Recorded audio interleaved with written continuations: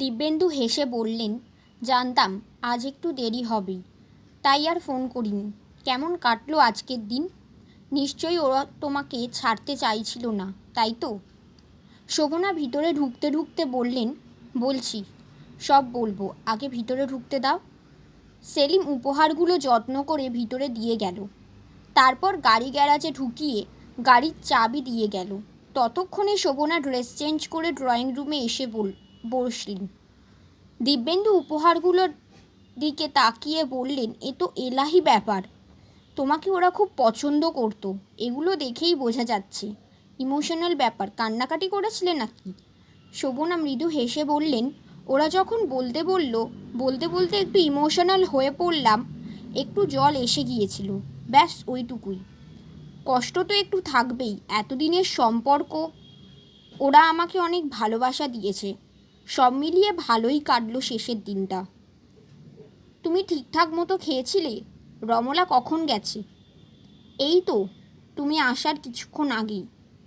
তোমার জন্য অনেকক্ষণ অপেক্ষাও করলো, কিন্তু তোমার দেরি দেখে আমিই চলে যেতে বললাম। ওর বাবার শরীরটা নাকি ভালো না। তোমার অনুষ্ঠান শেষ হতে অনেকটা সময় লেগেছে, কি হলো এত?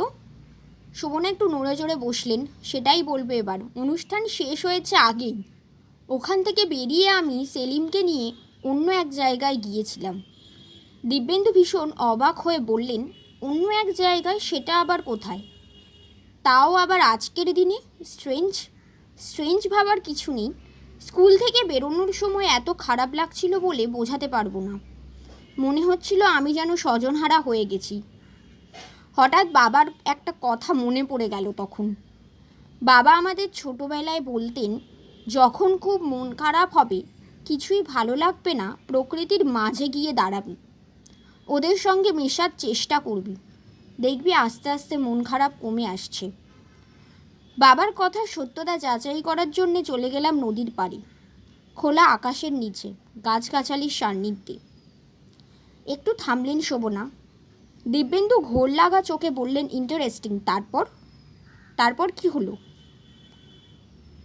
শোভনা বললেন, নদীর পার তো আগেও গেছি, কিন্তু আজকের মতো মন নিয়ে তো যাইনি।